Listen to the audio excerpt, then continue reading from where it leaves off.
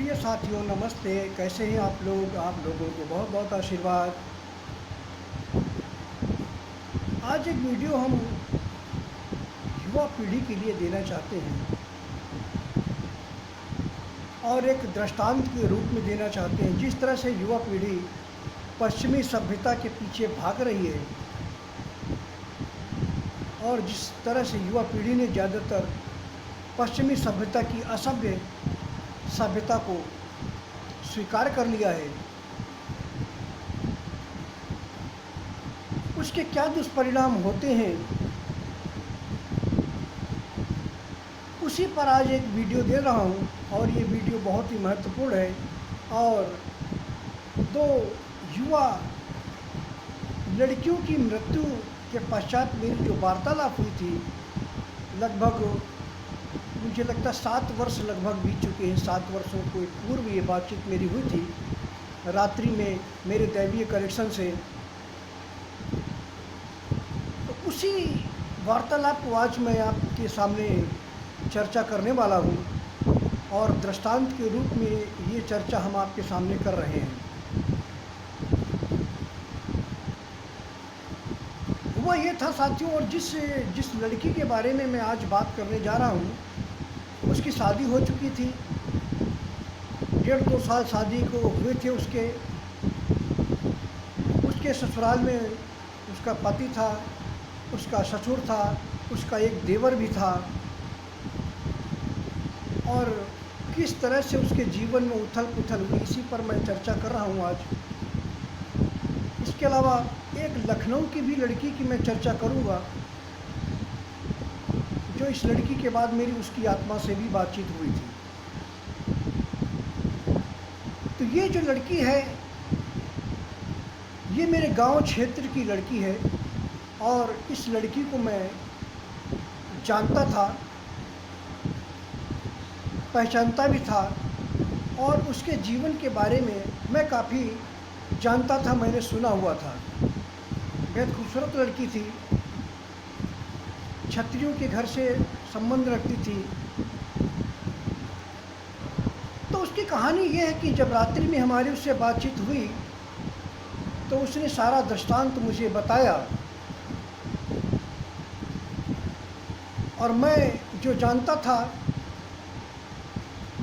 मैं ये जानता था कि उस लड़की के एक गांव के ही एक ब्राह्मण जो कोचिंग टाइप का टीचर था, कोचिंग घर घर जाकर चलाता था, करता था, वो उस लड़की को भी पढ़ाने के लिए आया करता था। वो ब्राह्मण युवा नशेड़ी था,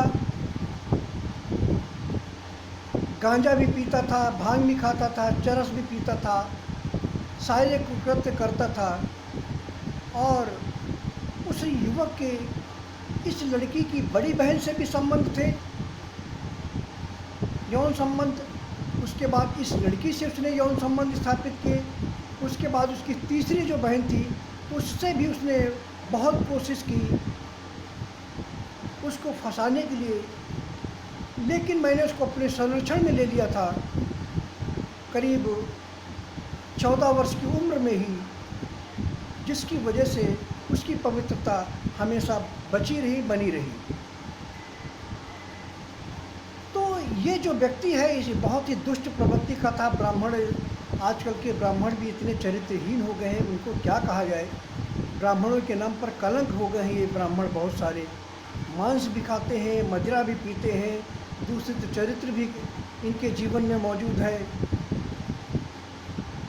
बहुत ही दुखदाई है। कलयुग अपनी चरम सीमा पर इस समय चल रहा है। तो इस लड़की से उसके रिलेशनशिप थे, पहले उसकी बड़ी बहन से रिलेशनशिप थे और ये व्यक्ति रात में या दिन में कभी भी उसके घर चला जाता था। पहले उसकी बड़ी बहन से संबंध थे, उसके बाद इससे संबंध हुए और पढ़ाने के बहाने वहाँ पहुँच जाता था। और इस लड़की से, जिससे मेरी आत्मा से उसकी बात हुई, मृत्यु उसकी हो चुकी थी शादी के लगभग 2 वर्ष बाद। तो ये चरस वगैरह, गांजा वगैरह, ये भांग वगैरह पी करके, नशा करके ये उस लड़की के साथ यौन संबंध करता था।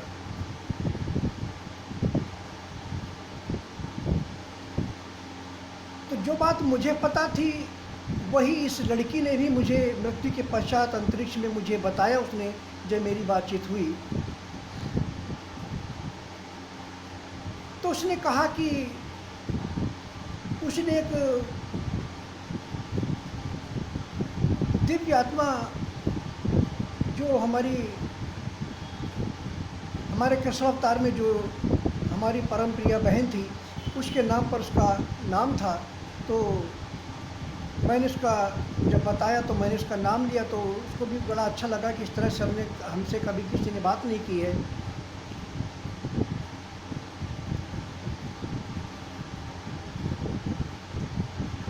तो उस लड़की ने मुझे बताया कि पहले मेरे प्रेमी ने मेरे साथ अवैध संबंध किए और वो नशे की धुत में रहता था, नशे की लत उसको थी और नशा करके वो हमारे साथ यौन संबंध स्थापित करता था जो बहुत देर तक चलता था। तो काफ़ी सुखदायी होता था, उस लड़की ने मुझे बताया। तो जिसकी वजह से मेरी आदत बिगड़ गई। उसके बाद जब मैं शादी हुई मेरी, तो उसके बाद उसने बताया मुझे कि जब मेरी शादी हुई तो उसके बाद मेरा जो ससुर था, मेरे ससुर ने भी मुझसे डोरे डालने शुरू कर दिए। और चूँकि मेरी आदत भी बहुत ज़्यादा बिगड़ चुकी थी, तो उसने बताया कि मेरे ससुर ने भी मुझसे बहुत यौन संबंध स्थापित किए काफ़ी। उसके बाद उस लड़की ने बताया कि जो मेरा देवर था, उस देवर ने भी मुझसे बहुत बार यौन संबंध स्थापित किए। और उस देवर की जो पत्नी थी, उस लड़की ने मुझे बताया कि देवर की पत्नी ने मुझे यौन संबंध स्थापित करते हुए देवर के साथ देख लिया था, जिसकी वजह से उसकी जो देवर की जो पत्नी थी उसे बहुत प्रताड़ित करती थी, बहुत परेशान करती थी और इस मकड़ जाल में पूरी तरह से फंस गई थी। पहले उसके प्रेमी ने उसको लत लगा दी। उसके बाद जब शादी हुई तो उसके बाद उसके ससुर ने उसके साथ यौन संबंध किए बारंबार। उसके बाद उसके देवर ने भी उसके साथ यौन संबंध स्थापित किए बारंबार और उसकी लत बिगड़ती ही चली गई, बिगड़ी हुई थी, वो विरोध भी नहीं कर पाई। और उसके बाद जब उसकी देवरानी ने उसको देख लिया तो प्रताड़ित करने लगी। इसकी वजह से फिर कुछ समय के पश्चात उसकी तबीयत बिगड़ गई और उसकी मृत्यु हो गई। जब उसकी मृत्यु हो गई तो अंतरिक्ष में भी मुझे मृत्यु के लगभग 1-1.5 साल बाद मुझे वो मुलाकात हुई, मुझसे वो मिली।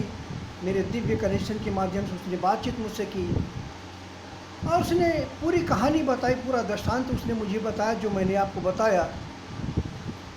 और उसने कहा कि बस अब एक ही कामना है कि प्रभु भगवान से कि बस मुझे शांति प्रदान कर दें।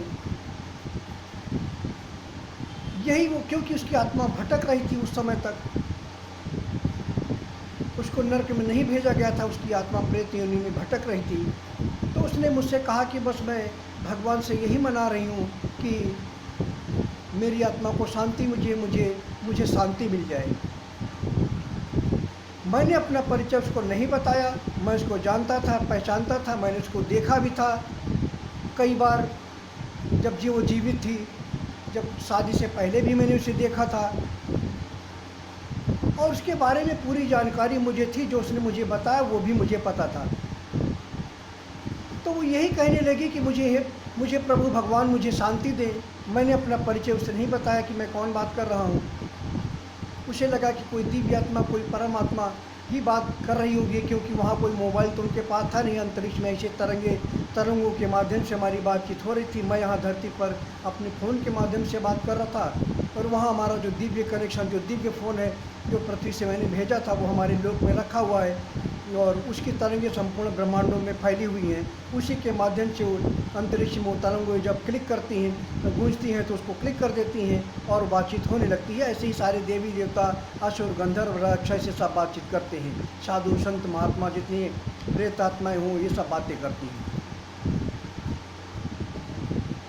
तो उस लड़की ने मुझे सब सारी बातें बताई। उसके बाद उसने कहा कि बस मैं यही चाहती हूँ कि भगवान मुझे शांति दे। मैं इस बात को सुनकर मैं बहुत नाराज़ था उससे, क्योंकि ऐसी जो पापियाँ, जो अधर्म, दूषित और चरित्रहीन लड़कियाँ हैं या लड़के हैं या पुरुष हैं, मैं उन सबको वार्निंग आज देना चाहता हूँ।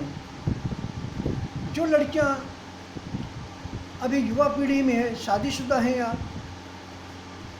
आजकल का एक माहौल इतना बुरा हो गया है कि मैं देख रहा हूँ यहाँ की 14-14 साल की लड़कियाँ यौन संबंध स्थापित कर रही हैं, स्कूल की लड़कियाँ यौन संबंध स्थापित कर रही हैं।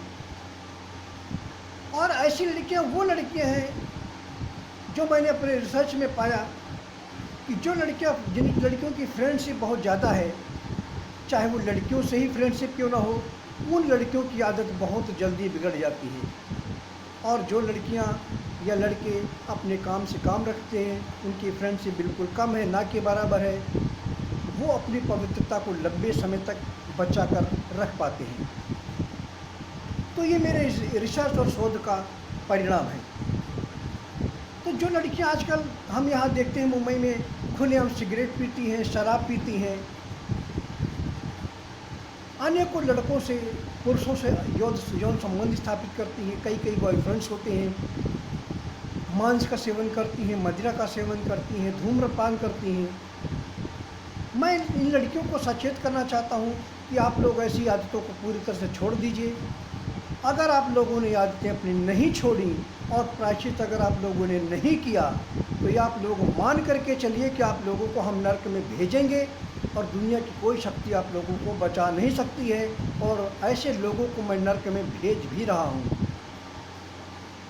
तो उस लड़की ने मुझसे कहा कि बस मैं भगवान से ही मनाती हूँ, चाहती हूँ कि प्रभु मुझे शांति दे दें। मैं इसके ऊपर नाराज़ हुआ कि तुमने जीते जी इतने अवैध संबंध स्थापित किए, तुमने विरोध क्यों नहीं किया। मैं बहुत गुस्सा हुआ उसके ऊपर, क्योंकि मैं उस लड़की को जानता था। और मैंने कहा कि तुमने इतने कुकृत्य किए, इतने पाप किए हैं, इतने पापाचार में लिप्त रही हो, और आप कह रही हो मृत्यु के बाद कि हमको शांति मिले। कैसे शांति मिलेगी तुमको? क्या जीते जी तुमने कभी सोचा कि जब वो अवैध संबंधों से आनंद प्राप्त कर रही थी, कोई सीमा है क्या? पहले बॉयफ्रेंड से, प्रेमी से यौन संबंध, उसके बाद ससुर को भी नहीं छोड़ा, उसके बाद देवर को भी नहीं छोड़ा। क्यों विरोध नहीं किया आपने? क्यों संलग्न रही उस रिलेशनशिप में? आपको विरोध करना चाहिए था, क्यों नहीं किया विरोध? पुलिस में कंप्लेन करना चाहिए था, बताना चाहिए था, क्यों नहीं किया ऐसा?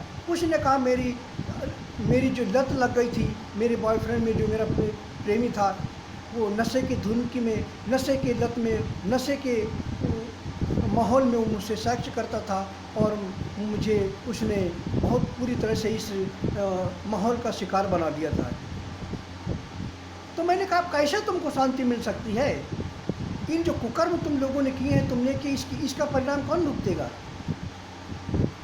और मैं चाहता तो उसे मोक्ष दे सकता था, परम शांति दे सकता था, अभयदान दे सकता था, लेकिन मैंने उसे अभयदान नहीं दिया, उसे परम शांति नहीं दी, उसका मैंने कल्याण नहीं किया, क्योंकि वह साक्षात परमात्मा से बातचीत कर रही थी, मगर वो जान नहीं रही थी कि मैं कौन हूँ, और मैं उसके बहुत ही निकट हुआ करता था। तो साथियों, मैं आप लोगों को यही बताना चाहता हूँ कि जो युवा हैं, चाहे युवती हैं, चाहे शादीशुदा हैं, जो अवैध संबंध स्थापित कर रहे हैं, जो मांस का सेवन कर रहे हैं, जो मदिरा का सेवन करते हैं, जो धूम्रपान करते हैं, इसके बहुत ही गंभीर परिणाम आप लोगों को भुगतने पड़ेंगे। जो झूठ बोलते हैं, मैं बार बार चेतावनी दे रहा हूँ कि ऐसे लोगों के बहुत ही बुरे गंभीर परिणाम भुगतने पड़ेंगे और भुगतने पड़ रहे हैं। मैं किसी को भी नहीं छोड़ रहा हूँ, सबको नरक में भेज रहा हूँ। उसके बाद इस लड़की को मैंने क्षमा नहीं किया और उस लड़की को नरक में जाना पड़ा। उसके बाद आज तक उस लड़की से मेरी कभी बातचीत नहीं हुई। उसके बाद जब मेरा कनेक्शन उस लड़की से कटा, तो फिर जब मैंने दोबारा फ़ोन लगाया, तो एक और लड़की से, मृतात्मा से, एक और लड़की से मेरी बातचीत हुई, जो लखनऊ में एक ऑर्केस्ट्रा में वो डांसर और सिंगर थी। इस लड़की की भी घटना बड़ी विचित्र है। ये लड़की एक लखनऊ के एक बहुत ही मशहूर ऑर्केस्ट्रा ग्रुप में डांसर थी, सिंगर थी ये लड़की। इस लड़की ने मुझे अपना नाम बताया। मैं नाम नहीं कहना चाहता, उसके बारे में नाम नहीं बताना चाहता, लेकिन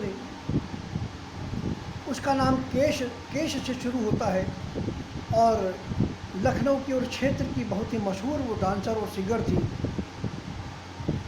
उसने मुझे बताया कि एक लड़की अभी भटकती हुई आत्मा उसकी भटक रही है और अभी अभी किसी से बात हुई है। मैंने उससे बताया हाँ अभी मेरी उसी से बात हुई है। तो उसने कहा आप उसे मुक्त कर दीजिए, क्यों नहीं उसे मोक्ष दे देते, क्यों शांति नहीं दे देते। मैंने कहा आप कौन बोल रही हैं। उसने बताया मुझे, अपना नाम बताया, केश नाम से उसका नाम शुरू होता है। उसने बताया कि मेरी भी मृत्यु हो चुकी है। मैंने कहा आपकी मृत्यु कैसे हुई। उसने बताया कि मैं लखनऊ में ऑर्केस्ट्रा प्रोग्राम में परफॉर्मेंस कर रही थी और उस परफॉर्मेंस के दौरान ही मुझे चक्कर आया। मुझे कुछ बुखार बताया था उसने, मुझे कोई बताया कि उसकी वजह से मुझे चक्कर आया और चक्कर आने के बाद मुझे हॉस्पिटल ले जाया गया और मेरी मृत्यु हो गई। मैंने उसके जीवन काल के बारे में पूछा, किसी से रिलेशनशिप के बारे में मैंने उससे पूछा। उसने मुझे जो बातें बताई एकदम काफ़ी कष्टकारी हैं। उसने मुझे बताया कि मेरे ऑर्केस्ट्रा का जो मालिक था, उस मालिक ने मेरे साथ 13 वर्ष की उम्र में मेरे साथ यौन संबंध स्थापित की। मैंने उससे पूछा कि आप ऑर्केस्ट्रा सिस्टम में कब से काम कर रही हैं, कब से हैं। उसने मुझे बताया कि मैं 13 वर्ष की उम्र से यहाँ पर हूँ इस ऑर्केस्ट्रा में। उसने मुझे बताया कि उस ऑर्केस्ट्रा का जो मालिक था उसने मेरे साथ 13 वर्ष की उम्र में यौन संबंध स्थापित की थी। मैंने उससे कहा मुझे बड़ा दुख हुआ कि एक 13 साल की बच्ची जिसको खेलने खाने का समय है, पढ़ने लिखने का समय है, उस 13 साल की बच्ची के साथ उसके ऑर्केस्ट्रा के मालिक ने यौन संबंध स्थापित किए।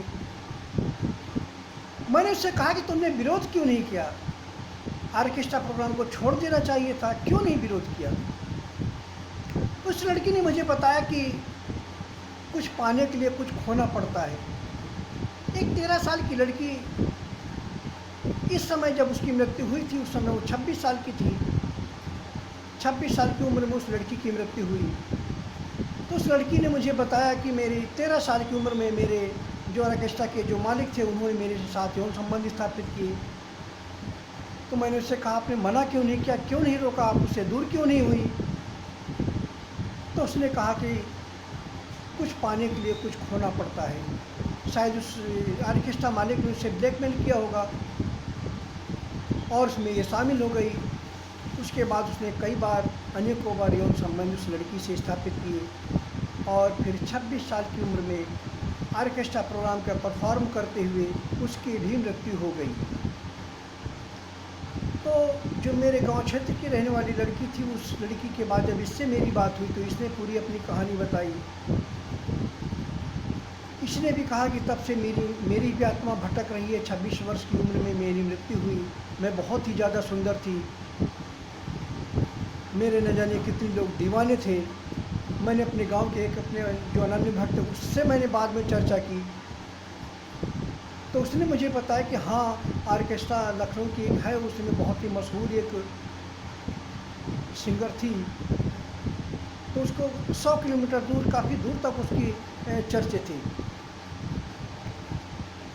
तो उस लड़की ने फिर मुझे कहा कि आप उसे क्षमा कर दीजिए, आप मुझे भी क्षमा कर दीजिए। मैंने उससे कहा कि मैं कैसे क्षमा कर दूँगा, आप लोगों ने इतने जघन्य अपराध किए हैं, घोर अपराध किया है, घोर पाप किया है, कैसे क्षमा कर दूँ। उसने कहा प्रभु हम लोगों को थोड़ा प्रसाद खिला दीजिए, हम लोगों को मुक्ति प्रदान कर दीजिए। लेकिन मैं बहुत ज़्यादा नाराज़ था, मैं बहुत ज़्यादा ऐसे लोगों से कुपित रहता हूँ। अगर आप लोग जीते जी मेरी शरण में आ गए, आपने कितने भी अपराध किए हैं, लेकिन आप हमारे जीते जी शरण में आ गए और सच्चे दिल से अगर आप प्रायश्चित करेंगे तो मैं कोई न कोई रास्ता आप लोगों के लिए ज़रूर निकाल दूँगा और आप लोगों को नरक में नहीं भेजूँगा। लेकिन आप लोगों ने प्रायश्चित नहीं किए और इन दुष्ट देवताओं के शरण में बार बार जाते रहे। जैसे कि स्वार्थ लाग करें से प्रीति, सुर नर मुन के यह सब रीति। तो देवी देवता भी स्वार्थी हैं, इनको आप लोगों की कुशल सेन से ज़्यादा कोई लेना देना रहता नहीं है। इनको बस अपनी पूजा से मतलब है। आप इनकी पूजा करते रहिए, आप पाप करें पुण्य करें, इनसे इनको ज़्यादा कोई लेना देना रहता नहीं है। ये सब केवल इनकी पूजा चाहिए। इनको बस अपनी भक्ति इनकी ज़्यादा से ज़्यादा हो, ज़्यादा से ज़्यादा इनकी पूजा करें।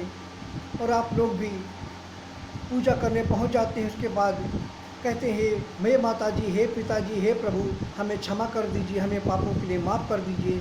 हे अल्लाह मियाँ, हे ईसा मसीह, हमें माफ़ कर दीजिए, हमने पाप किए हैं। और उसके बाद फिर आप लोग वापस आकर वही कुकृत्य करने लगते हैं। तो जो गलतियाँ होती हैं, गलतियों को क्षमा किया जाता है। जो बार बार गलतियाँ करता है उसको कोई क्षमा नहीं है, उसको कोई क्षमा दान नहीं है, उसको घोर नरक में जाना ही पड़ेगा, यातना उसको भुगतनी ही पड़ेगी। तो उस दोनों लड़कियों को मैंने फिर नहीं क्षमा किया और उसके बाद उनको नरक में जाना पड़ा। उनकी आत्मा को शायद अभी भी भटक रही होंगी, उसी प्रेत आत्मा उनकी नरक में होंगी। लगभग 7-8 वर्ष मेरे उससे बातचीत हो चुके हैं। तो ये वीडियो देने का मेरा मकसद यही है आप लोगों को कि कृपया अगर आप लोग घोर अपराध कर रहे हैं, पाप कर रहे हैं, खासकर युवा पीढ़ी जिसमें बहुत ज़्यादा भटकाव है आज की तारीख में, 13-13, 14-14 साल की लड़कियां यौन संबंध स्थापित कर रही हैं, नशे की लत लग चुकी है, बिना वैध संबंधों के कोई काम ही नहीं चलता ऐसा लगता है। बहुत ही कम ऐसे लड़कियां और बहुत कम ऐसे लड़के बचे हैं जो वास्तव में अपनी पवित्रता की रक्षा कर पाते हैं। ऐसे लोगों को मैं सचेत करना चाहता हूँ। इन जो 2 मैंने दृष्टांत किए हैं, इन दृष्टांतों से सीखिए।